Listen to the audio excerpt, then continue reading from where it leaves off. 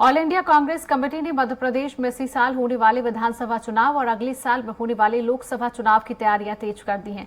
विधानसभा चुनाव को लेकर कांग्रेस ने इलेक्शन कैंपेन कमेटी और चुनाव समिति की घोषणा कर दी है, जिसमें कमलनाथ को संयोजक बनाया है। समिति में सभी फ्रंटल ऑर्गेनाइजेशन के स्टेट हेड समेत 20 सदस्य होंगे। वहीं दिग्विजय सिंह, अरुण यादव, विवेक तन्खा और कांतिलाल भूरिया समिति में शामिल हैं। इसके साथ ही सुरेश पचौरी, नेता प्रतिपक्ष डॉक्टर गोविंद सिंह को भी समिति में शामिल किया गया है। वहीं विधायक आरिफ मसूद को भी जगह मिली है।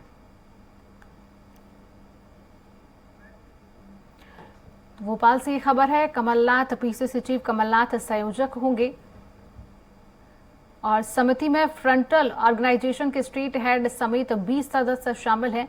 अरुण यादव, विवेक तन्खा और कांतिलाल भूरिया समिति में शामिल किए गए हैं। नेता प्रतिपक्ष डॉक्टर गोविंद सिंह को भी समिति में शामिल किया गया है। एआईसीसी ने एमपी में चुनाव समिति का ऐलान किया है।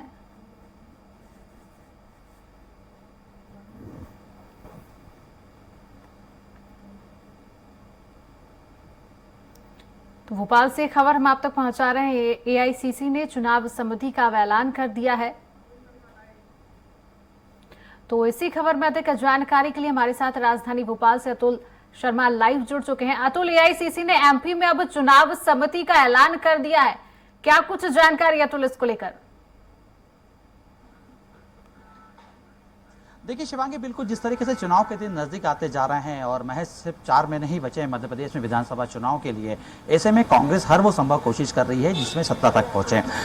कांग्रेस बात को समझ चुकी है कि तमाम समितियों का गठन करना होगा, क्योंकि विधानसभा चुनाव के जो काम है उसमें बंटवारे करना होगा ताकि ज्यादा से ज्यादा लोगों को जोड़ा जा सके। हालांकि आज एक महत्वपूर्ण समिति का गठन किया है कांग्रेस ने, जिसकी आज घोषणा की है। चुनाव समिति की ये घोषणा की है जिसमें पूर्व मुख्यमंत्री कमलनाथ को संयोजक बनाया है। इसके साथ में शिवांगी, अगर हम बात करें तो डॉक्टर गोविंद सिंह, इसके साथ अगर हम बात करें दिग्विजय सिंह, अरुण यादव सहित तमाम जो दिग्गज नेता हैं कांग्रेस के, उनको इस समिति के अंदर स्थान मिला है। इसके साथ में अगर हम देखें तो एनएसयूआई सहित महिला कांग्रेस, युवा कांग्रेस, सेवा दल सहित जो मोर्चे संगठन है, इनके अध्यक्ष को भी समिति के अंदर रखा गया है। देखिए, चुनाव समिति का सीधा काम है कि मध्य प्रदेश में जब विधानसभा चुनाव है तो उसको लेकर एक बड़ी रणनीति तैयार की जाए और आखिर रणनीति चुनाव समिति के तहत से ही पास होगी। हालांकि इसमें अगर हम देखें तो कई ऐसे महत्वपूर्ण काम है जो चुनाव समिति को आने वाले दिनों में करने होंगे। देखिए, हम देख रहे हैं लगातार कांग्रेस पीसीसी की बात कर रहे हैं, तमाम कमलनाथ के बंगले की बात करें हम या दिग्विजय सिंह के बंगले की बात करें, वहां पे दावेदारों की संख्या लगातार बढ़ रही है और हर कांग्रेस का पदाधिकारी जो लंबे समय से कांग्रेस से जुड़ा हुआ है वो विधानसभा चुनाव लड़ने की मंशा रख रहा है। ऐसे में तमाम लोगों को जो लोग बायोडाटा पहुंचा रहे हैं उसमें बायोडाटा में स्क्रूटनी करना और जिस तरीके से सर्वे जो कराया है कांग्रेस में, सर्वे और चुनाव समिति का जो आपसी एक जो निचोड़ निकल के आएगा उन्हें टिकट देना। इसके साथ में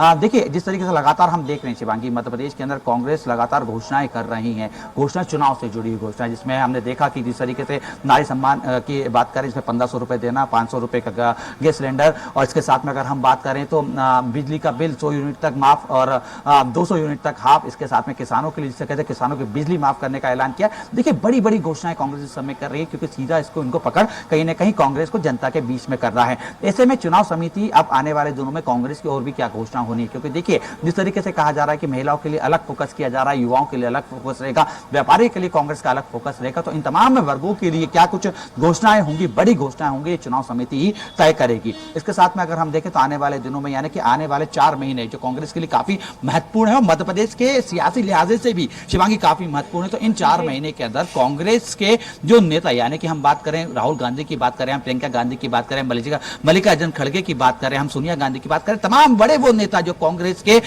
जो नेतृत्व है उनका मध्य प्रदेश में दौरा होगा। तो उनका दौरा किस प्रकार से होगा, किन क्षेत्रों में उनका सभाएं की जाएगी और सबसे महत्वपूर्ण सभाओं के अंदर इन तमाम नेताओं के मुंह से क्या बुलवाया जाएगा, यानी कि मध्य प्रदेश की सियासी क्या तासीर है, वो कहीं ना कहीं चुनाव समिति तय करेगी। इसके साथ में अगर हम देखें तो जिस तरीके से बूथ लेकर 15 प्रभारी तक तमाम घोषणाएं जो है कांग्रेस कर चुकी है, यानी कुल मिला के कहते हैं कई समितियां बनी है, जिसमें जिला समिति भी की हम बात करें, ब्लॉक समिति की बात करें, हम तमाम अलग अलग चुनाव प्रबंधन समिति की बात करें, अलग अलग जो समिति करी है, तमाम समिति की जो कमांड होगी वो चुनाव समिति के पास होगी, क्योंकि यही समिति तय करेगी कि आने वाले दिनों में कांग्रेस की किस तरीके से रूपरेखा किया जाए। देखिए कांग्रेस का काफी फोकस है। देखिए कांग्रेस सिर्फ इतना ही नहीं कर रही है कि वो क्या करने जा रही है बता रही है, इसके साथ में कांग्रेस वो भी कर रही है कि जो विपक्ष का काम होता है, यानी कि प्रदेश सरकार की किलाबंदी करना, प्रदेश सरकार की घेराबंदी करना, किन मुद्दों पे घेराबंदी की जाएगी, किलाबंदी की जाएगी, चुनाव समिति तय करेगी। क्योंकि देखिए शिवांगी, आने वाले दिनों में जिस तरीके से चुनावी सफर में मध्य प्रदेश पहुंच रहा है, तो आने वाले दिनों में मध्य प्रदेश में आरोप प्रत्यारोप